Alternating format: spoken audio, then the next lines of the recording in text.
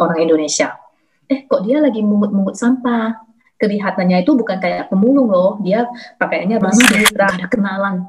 Cara pertama itu kita harus mengikuti acara ceramah, pidato mereka, dan sembahyang untuk memasak, untuk membuat roti-roti, untuk buka usaha, baik untuk kecantikan ataupun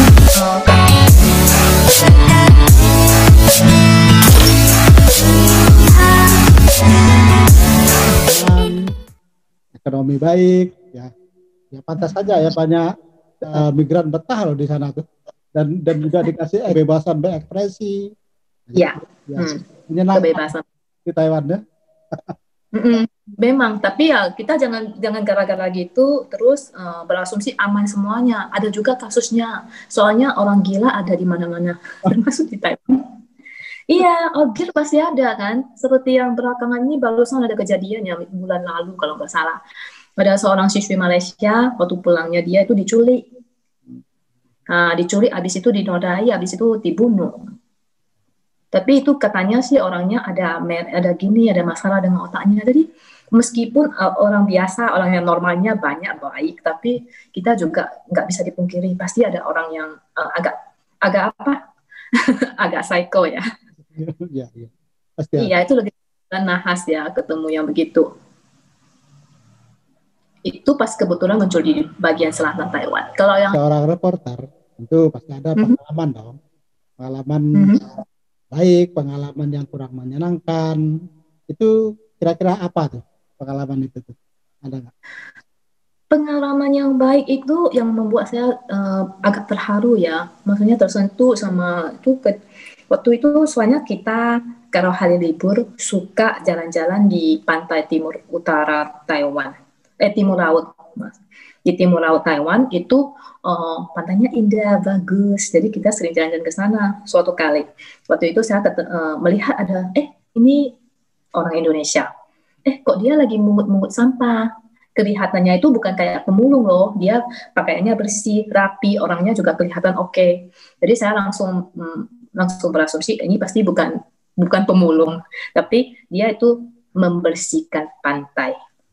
Nah, soalnya dia lagi menarik-narik itu sampahnya yang besar sekali, kelihatannya berat. Jadi saya langsung ke sana.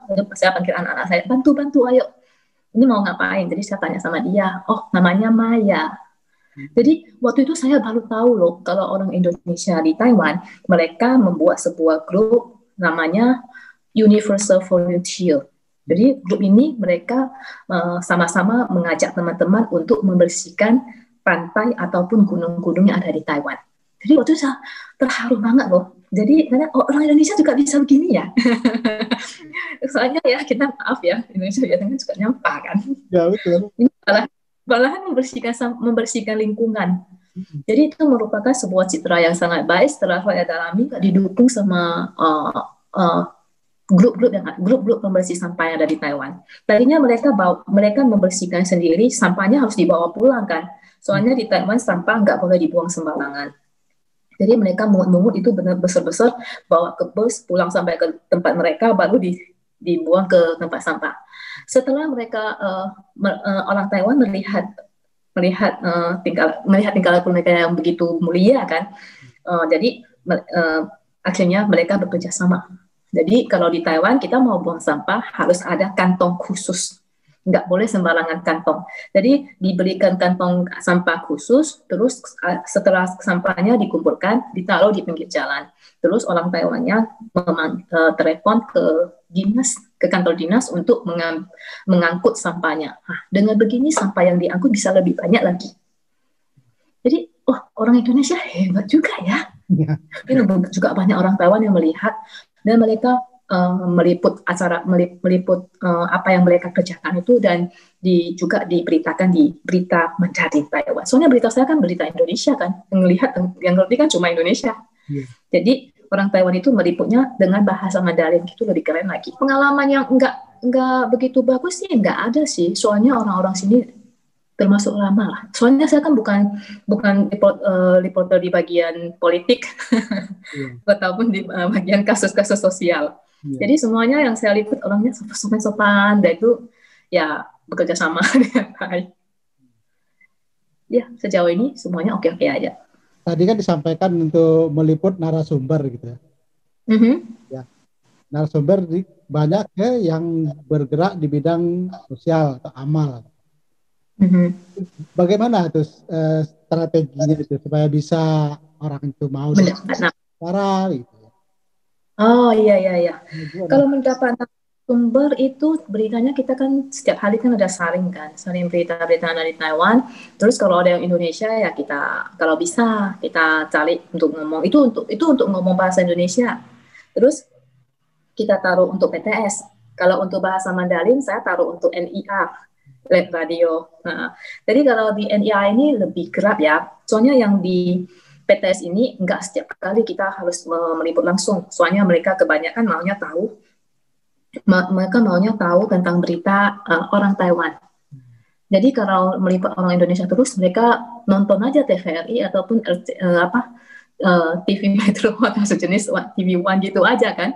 Jadi mereka maunya juga tahu tentang Taiwan. Jadi banyaknya saya banyak wawancarai narasumber waktu saya di radio DNIA, dan waktu itu pertama kali saya ambil tentang topik saya tentang kegiatan yang ada di Taiwan. Nah, yang kedua itu topik saya tentang kesehatan, bagaimana cara menjaga kesehatan. Cara saya untuk mencari narasumber, yang pertama itu ya dari stasiun radionya juga sudah ada sih, sudah ada target-targetnya beberapa. Nah, tapi kalau lagi nggak ada, soalnya targetnya kan itu aja, yang itu aja. Jadi kita harus buka lagi lebih banyak narasumbernya. Jadi saya ada lihat kalau beritanya sekarang lagi hot tentang apa. Nah, kalau tentang pandemi seperti ini, saya akan ngajak pakar yang kebetulan bergerak di bidang ini. Nah, kalau nggak ada, gimana dong? Nggak ada kenalan. Cara pertama itu kita harus mengikuti acara ceramah, pidato mereka, ada seminar. Nah, dengan begitu, kalau di acara gitu kita harus membawa kartu nama, terus dikasih. Terus kira-kira bertanya-tanya dulu kan. Nah, itu cara pertama. Kalau nggak ketemu, saya mencarinya di internet. Nah, dalam internet saya tulis surat dong. Saya siapa-siapa. Terus saya berencana untuk memberitahukan lebih banyak tentang bagaimana cara menjaga diri di masa pandemi ini kepada penduduk baru yang ada di sini. Soalnya asal saya itu untuk penduduk baru. Jadi dengan begitu mereka itu mau kok, banyakan mau. Cuma pernah ada satu yang nggak mau, mungkin karena dia merasa payment yang dikasih dari radio itu kan nggak besar kan. Di sini kalau menjadi narasumber ada biayanya sih, kalau di radio ya. Ya, tapi kalau di PTS nggak ada sih. Tapi iya, soalnya mereka kan harus hadir ke studio. Itu bukan biaya apa, itu biaya perjalanan. Iya, jadi itu kan pay-nya itu sedikit aja, cuma biaya taksi atau biaya apa kan. Jadi ada yang mau, ada yang enggak, tapi mayoritas lah, bisa dibilang 90% ke atas itu oke. Baru ini RTI juga, Radio Taiwan Internasional, dan juga membuat sebuah pengumuman ya, bahwa ada kuliah gratis lah gitu, dibiayai. Yang setahu Santina ini kira-kira bagaimana sih sesungguhnya kuliah di Taiwan itu? Saya kalau sudah di sini jangan cuma kumpul sama orang Indonesia, harus perbanyak teman yang ada di Taiwan. Ya, dengan begitu otomatis kamu akan ngomong Taiwan lebih banyak, ngomong bahasa Mandarin. Soalnya di sini selain Mandarin ada juga Taiyu. Taiyu itu adalah sejenis bahasa Hokkien ya, tapi agak sedikit beda. Yang diajar kalau ada Taiyu. Iya, ada Thai. Iya, jadi kalau bisa kan belajar bahasanya yang mantap lah ya. Di sini baik untuk kalau mau kerja di sini bisa jadi penerjemah ataupun guru bahasa Indonesia juga lebih mantap. Ataupun nanti sudah pulang ke Indonesia mau cari pekerjaan yang dari luar negeri, dari perusahaan luar negeri itu kan juga lebih bagus itu gajinya kan. Lebih ada nilai tambahnya lah. Jadi baik yang jadi student maupun bekerja di sini. Jadi jangan cuma kumpul sama orang Indonesia. Kumpul sama orang sekampung halaman bagus sih ya untuk mengobati rasa rindu ya. Ya, sepertinya dulu waktu itu kalau lagi kangen pulang, saya makan Indomie. Soalnya Indomie itu adalah rasa kampung halaman saya yang paling enak. Jadi setiap waktu kalau pengen pulang itu, waduh rindu makan Indomie. Saya memberi Indominya 1 kardus gitu. Makan banyak-banyak, nanti sudah terobati, ya udah sekarang kembali lagi. Kita untuk hidup di sini kan memang harus begitu. Mumpung masih di sini, pelajari disiplinnya sini. Soalnya orang Indonesia itu yang satu ya, masalah disiplinnya juga harus digas ya. Soalnya iya, yang dua ini pelajari bagaimana disiplin, terus bahasa Mandarin, terus bagaimana cara mengerjakan masalah. Menyelesaikan masalah itu mereka itu ada, kira-kira kalau lihat mereka itu sepertinya ada 1, 2, 3, 4 gitu. Biar masalahnya bisa terselesaikan dengan baik. Memang bukan setiap orang Taiwan seperti gitu ya. Maksudnya hebat gitu. Tapi kita pelajari dari orang yang hebat dong. Tapi orang Indonesia juga banyak yang hebat di sini, yang banyak berprestasi sebenarnya. Yang seperti yang tadi saya katakan Maya dan kawan-kawan. Terus ada juga yang main sepak bola. Yang juga hebat-hebat, mereka sudah bertanding dengan tim-tim internasional yang ada di sini. Nah, ada juga yang membuka usaha di Blitar, bagian kecantikan, bagian batik. Banyak juga warga-warga Indonesia yang berprestasi di Taiwan. Saya juga dengar kabar bahwa pemerintah Taiwan itu lebih friendly kepada pendatang yang kadang-kadang membuat kecemburuan ya pada masyarakat setempat katanya. Itu benar gitu. Benar.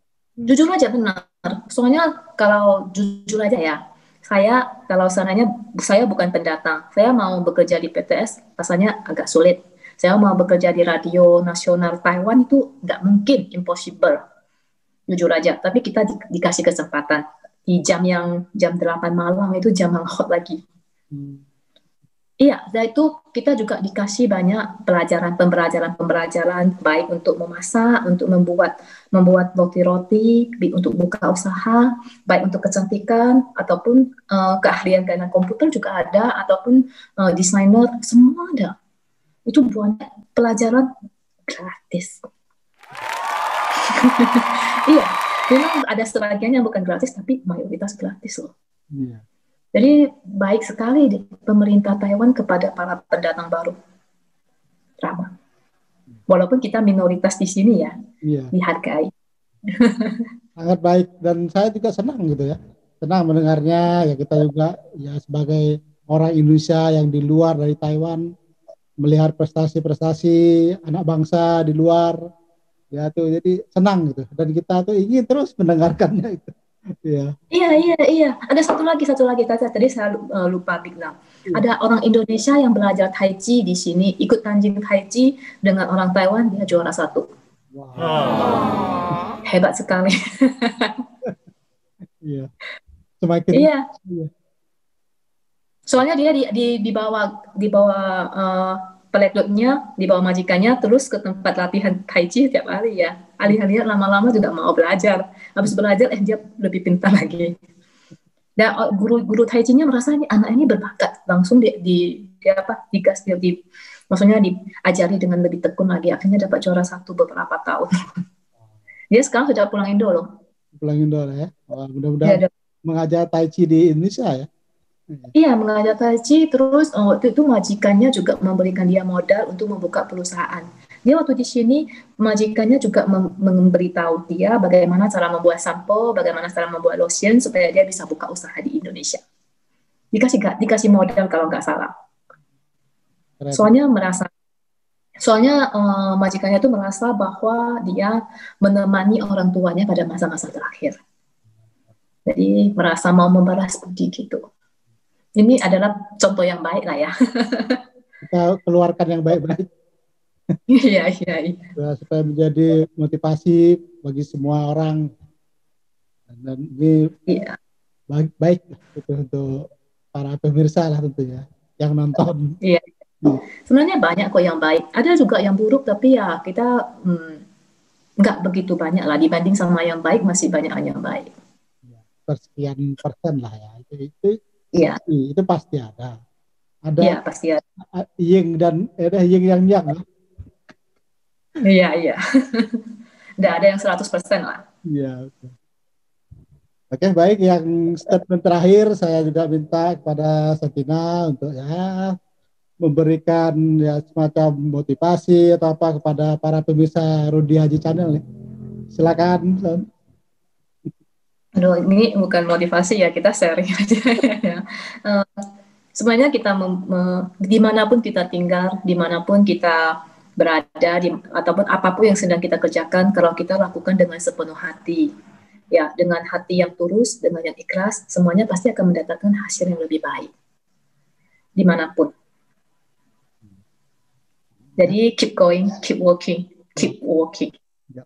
bekerja terus. Siap, simple sekali ya, jadi penuh makna tentunya. Iya, ya kira-kira begitu, soalnya itu prinsip saya selama ini. Ya. Apapun keadaannya, dimanapun kita harus keep working, harus bekerja terus. Untuk bekerja bukan maksudnya bekerja seperti gitu, tapi maksudnya hati kita itu yang mau bekerja itu dengan tulus dan ikhlas.